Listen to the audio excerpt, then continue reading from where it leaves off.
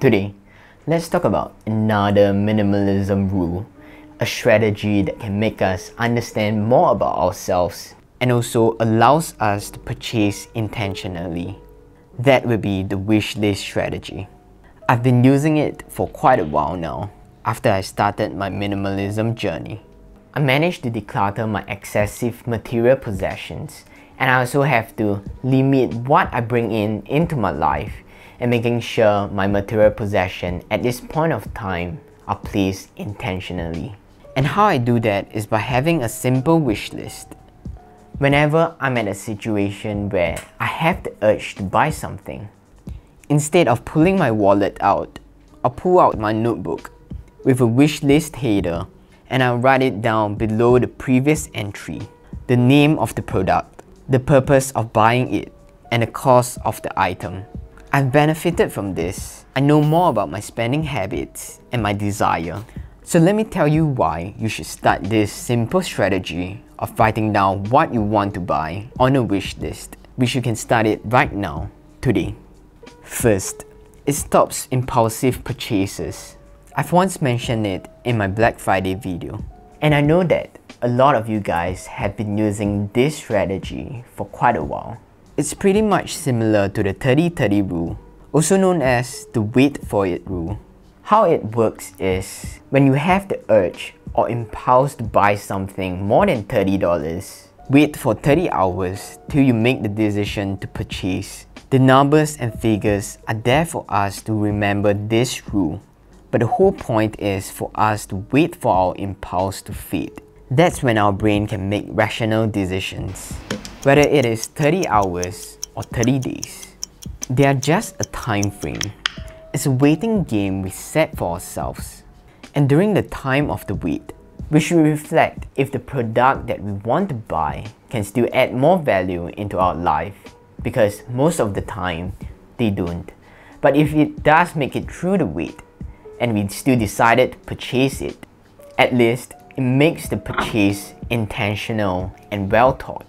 Which is the next point. If we start to review our wish list deliberately, what we wrote in our wish list might not be what we need. After waiting for it, we might realize it's just a result of a well-thought marketing campaign from companies, or it's because your friend has it and you don't want to feel left out.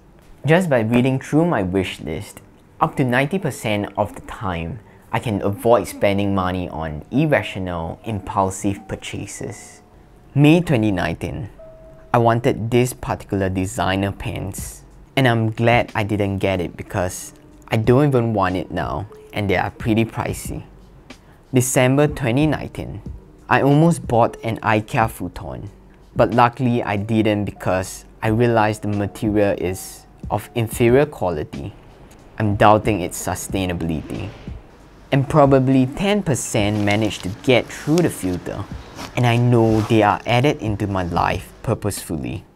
For example, my new alarm clock, which stayed in my wish list for months, which I thought it through over and over again to prevent impulsive purchase.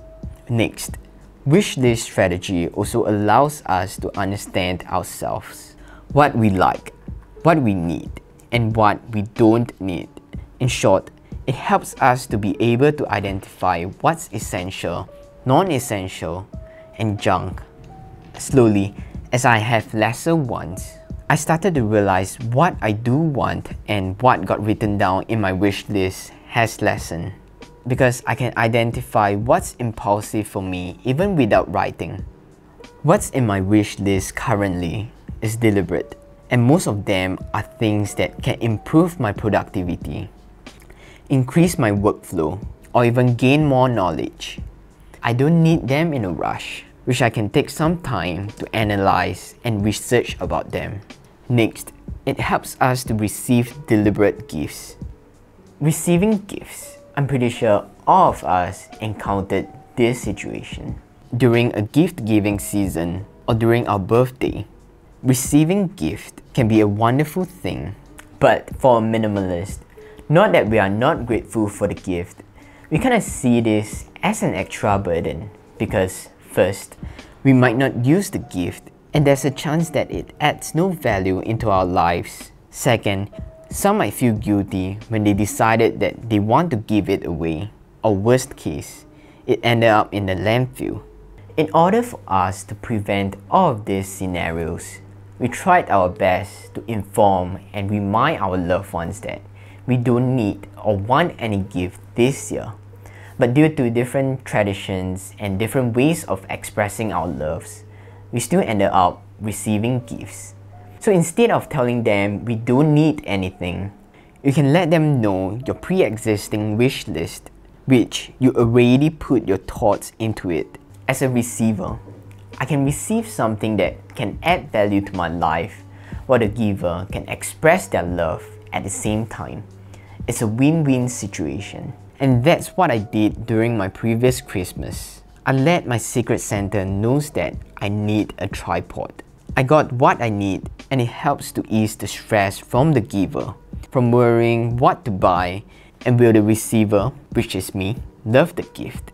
But I know, as a minimalist, sometimes there's really nothing that we need or want. I've made a video on minimalist gift ideas that are non-material.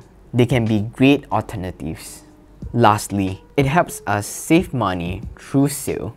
Sale events are what companies created to make us buy more by using marketing and psychological tactics. But if you look at this at a different perspective, by having a wish list, we can wait for the perfect time for us to purchase what we always wanted at a discounted price.